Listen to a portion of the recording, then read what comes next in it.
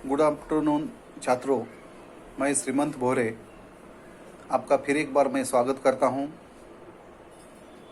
Last video में हमने अपनी युवक भारती कक्षा 12वीं टेक्स्ट बुक में से दूसरा पाठ निराला भाई हम सिखा रहे थे, जिसकी लेखिका है महादेव वर्मा।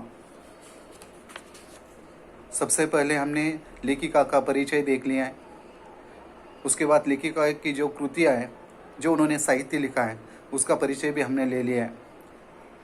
उसके बाद ये जो विधा है संस्मरण, उस विधा का परिचय भी हमने लास्ट वीडियो में ले लिया है।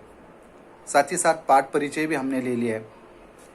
उसमें पाठ परिचय में हमने पहला परिचय ले लिया है, जिसमें महादेव वर्मा जी ने इस संस्मरण में जब भी 10 साल बाद उसका निराला जी की याद आती है, उसमें उन्होंने निराला जी और उनका भाई बहन का रिश्ता कैसे बन गया वह इस परिच्छेद में बताया। तो दूसरे परिच्छेद में महादेव वर्मा जी ने क्या बताया, हम ज़्यादा समय न गंवाते हुए हम दूसरा परिच्छेद शुरू कर देंगे। उनके अस्त व्यस्त जीवन को व्यवस्थित करने के असफल प्रयासों का स्मरण कर मुझे आज भी हंसी आ जाती। एक बार अपनी निर्बंध उदारता की तीव्र आलोचना सुनने के बाद उन्होंने व्यवस्थित रहने का वचन दिया। लेखिका इस परिचय में बताया कि बहुत दिनों बाद यानी 10 साल बाद जब भी निराला जी की याद आती है, जब भी उनका संस्मरण लिखना शुरू कर देते, तो उसमें वो लिखते हैं कि उनके अस्त व्यस्त जीवन को व्यवस्थित करने के असफल प्रयासों का स्मरण मुझे आज भी आता है तो हमें हंसी आ जाती, क्योंकि उसकी निर्बंध उदारता की तीव्र आलोचना सुनने के बाद उन्होंने व्यवस्थित रहने का वादा किया था।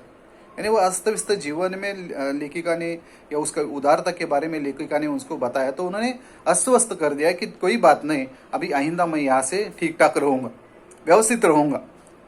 तभी लेखिका कोशिश कर देते हैं।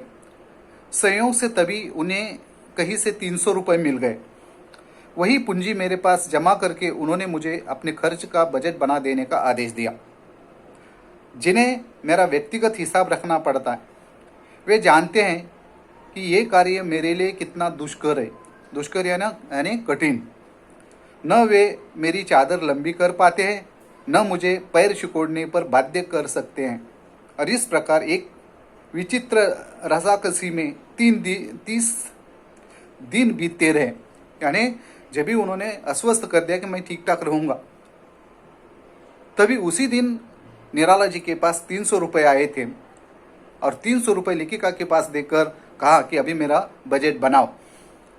लेखिका सोचते कि एक तरफ वो सोचते कि मेरे सामने चैलेंज है, तो दूसरी तरफ सोचते हैं कि चैलेंज मैं स्वीकारूं या न स्वीकारूं, क्योंकि ये बहुत बड़ा कठिन था। 300 रुपये में या निराला जैसे आदमी का बजट बनाना बहुत कठिन था, लेकिन उन्होंने उस कार्य को अपने हाथ में ले लिया।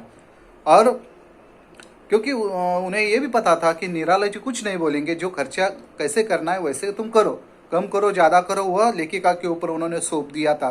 फिर भी उनके लिए बहुत कठिन काम था। तो ऐसे में 30 दिन कैसे बीत गए, लेखिका कहते कि मुझे ही मालूम है। यदि अनुत्तीर्ण परीक्षार्थियों की प्रतियोगिता हो तो 100 में से 10 अंक पाने वाला भी अपने आप को 0 पाने वाले से श्रेष्ठ समझता है।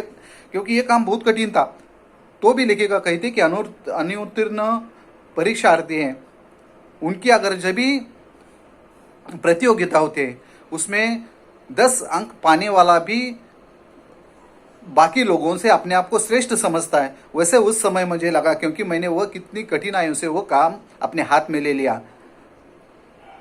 तारों की छाया में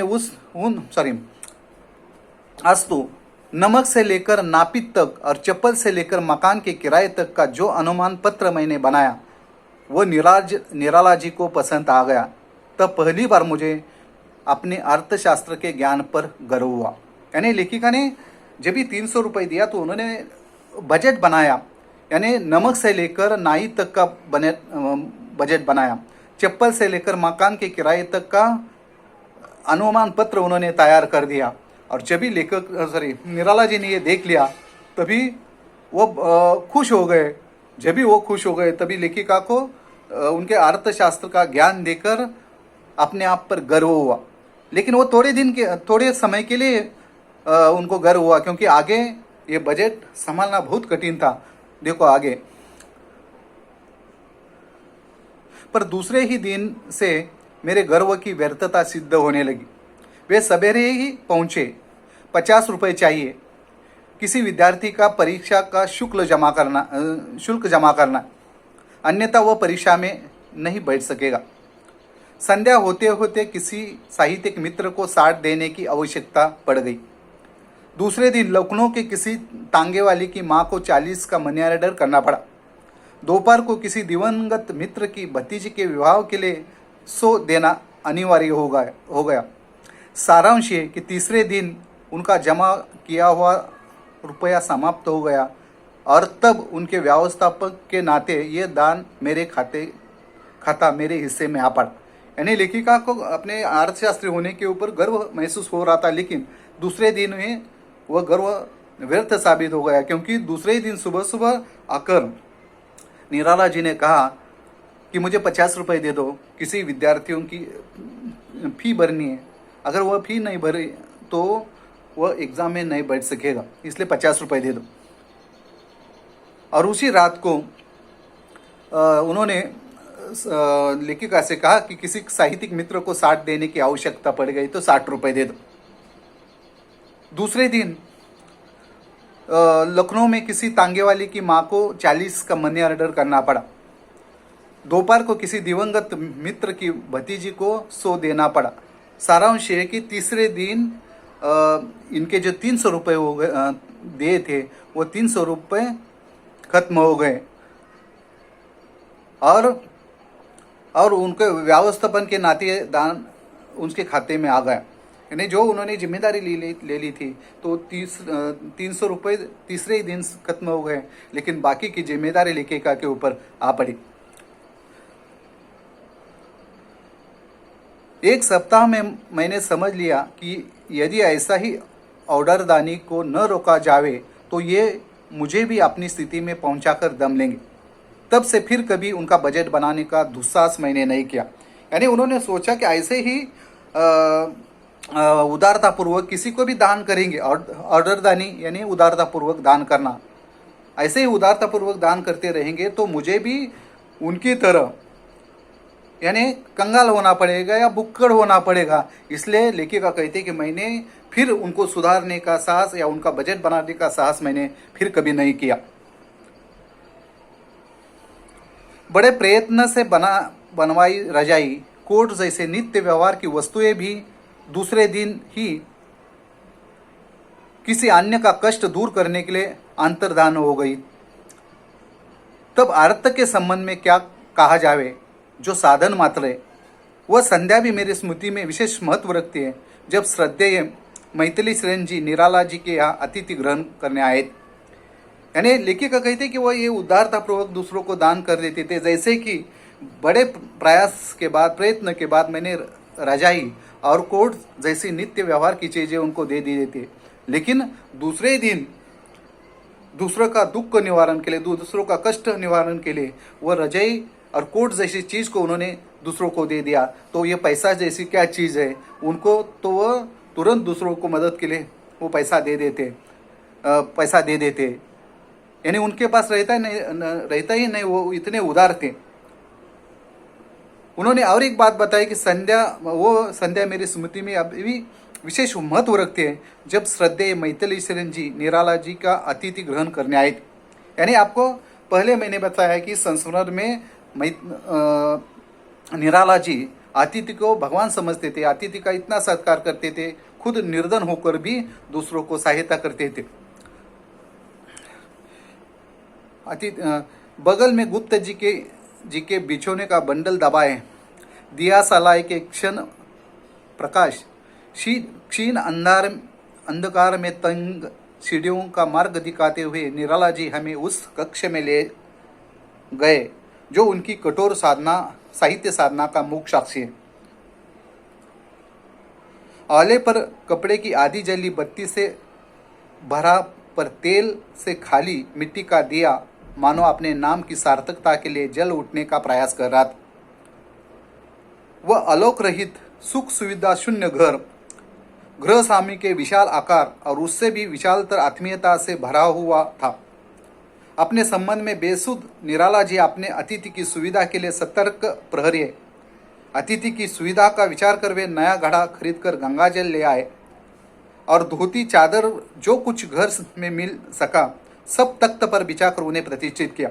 यानी जब भी मैथिली से गुप्त जी उनके यहाँ अतिथि सत्कार लेने आए थे, उस समय उनकी हालत इतनी अच्छी नहीं थी, फिर भी उनको जितना भी हो सके खुश रखने की कोशिश कर रहे थे और अपनी रजाई उसके हाथ में एक बगल में लेकर लेखिका और मैथिली शरण गुप्त जी को अपने कमरे में ले जाते, तो उनकी जो गरीबी का असर उस कमरे पर पड़ा हुआ था, क्योंकि वहाँ एक भी चीज़ सही ढंग से नहीं थी और सब यानी दिया में तेल नहीं था या जो कपड़े इधर उधर बिखरे पड़े हुए थे। तो ऐसे में वो जो साहित्य साधना करते थे, साहित्य लिखते थे, वहाँ लेखिका और मैथिली शरण गुप्त जी को वहाँ लेकर चले गए। और उसमें जो दिया था वो सिर्फ दिखावे के लिए दिया था, उसमें तेल की कमी होने की वजह से दिया बंद हो रहा था, चालू हो रहा था, यानी अपने अस्तित्व को दिखाने की कोशिश कर रहा था।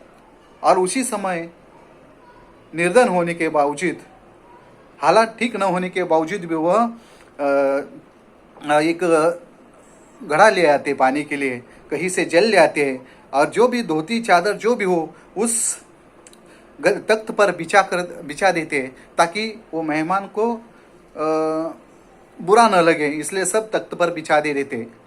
तो ऐसे निर्धन होने के बावजूद भी वह उनका स्वागत कर रहे थे मैथिली शरण गुप्त जी का। तारों की छाया में उन दोनों मर्यादावादी और विद्रोही महाकवियों ने क्या कहा क्या सुना ये मुझे ज्ञात नहीं है, पर सवेरे गुप्त जी को ट्रेन में बैठाकर वे मुझे उनके सुख शयन का समाचार देना न भूले। यानी तारों की छाया में, यानी तारों के छाया में वो दोनों, एक मर्यादावादी कवि और दूसरा विद्रोही महाकवि, दोनों ने क्या कहा क्या सुना मुझे अभी पता नहीं, मुझे याद नहीं। लेकिन जब वो गुप्ता जी को ट्रेन में बैठाकर वापस आए तभी उन्होंने उनके सुख शयन समाचार दोनों लेखिका को उन्होंने दे दिए। यानी ऐसे अवसर बहुत सारे आते थे, मेहमान आते थे तो वो मेहमानों का स्वागत करते थे, उनको जितना भी हो सके उनको खुश रखने की कोशिश करते थे। ऐसे अवसरों की कमी नहीं। जब वे अकस्मात पहुंचकर कहने लगे, मेरे इक्के पर कुछ लकड़ियाँ और थोड़ा घी आदि रखवा दो, आती दे आए और घर में सामान नहीं। यानी कई बार जब वो वापस आते थे उस समय निसंकोच वो लेखिका से कहते कि मेरे पास कुछ सामान नहीं, इसलिए इक्के में कुछ लकड़ियाँ डाल दो और कुछ घी डाल दो, क्योंकि मेरे यहाँ अतिथि आने वाले हैं और मेरे घर में कुछ नहीं। यानी इतने वो उदार थे, अतिथि सत्कार को अपना धर्म समझते थे और वो अतिथि कुछ न होने के बावजूद भी अतिथि का सत्कार करते थे। उनके अतिथि यहाँ भोजन करने आ जावे सुनकर उनकी दृष्टि में बालकों जैसा विस्मय छलक आता था। जो अपना घर समझ कर आए हैं उनसे ये कैसे कहा जावे कि उन्हें भोजन के लिए दूसरे के घर जाना होगा। यानी जब भी वो उनके घर भोजन करने आते थे उस समय बच्चों जैसे वो खुश होते थे, क्योंकि अतिथि घर में आया इसलिए बच्चों जैसा खुश हो जाते थे। और वे ये भी नहीं बोल पाते थे कि मेरे घर में कुछ नहीं तो दूसरों के घर खाना खाने जाए, इसलिए वो जो भी हो बन पड़े वो अतिथियों के लिए वो कर लेते थे। भोजन बनाने से लेकर झूठे बर्तन मांजने तक का काम वे अपने अतिथि देवता के लिए सहर्ष करते हैं। अतिथि की दृष्टि से निराला जी में वही पुरातन संस्कार है जो इस देश में ग्रामीण किसानों में मिलता है। यानी यहाँ अतिथि को वह अतिथि सत्कार करते थे, साथ ही साथ भोजन बनाने से लेकर बर्तन मांजने तक वह सब कुछ काम कर लेते थे। और अतिथि की दृष्टि से निराला जी जो है उनके पास वो पुराने संस्कार है जो गाँवों में किसानों के पास रहते हैं, वही उनके पास संस्कार है। जैसे गाँवों में आप किसानों के पास जाएंगे तो किसान इतने खुश होते हैं और उन किसानों को लगता है कि हमारे घर ये देवता है, मेहमान यानी देवता है, और उनका जितना भी हो सके उतना अतिथि सत्कार करते गाँवों के किसान। वैसे ही निराला जी जब भी कोई मेहमान उनके पास आता है तो उनका बहुत स्वागत सत्कार वो कर लेते और उसको खाना बनाने से लेकर बर्तन मांजने तक का काम कर लेते। ऐसे निराला जी हैं वह निर्धन होने के बावजूद भी अतिथि सत्कार अच्छी तरह से कर देते। तो यहाँ निराला जी अतिथि के बारे में निराला जी का जो स्वभाव है उस स्वभाव का चित्रण महादेव वर्मा जी ने कर दिया। अभी हम इतना ही आज सिखाएंगे, उसके बाद अगला जो वीडियो है हम नेक्स्ट लेक्चर दे देंगे। धन्यवाद।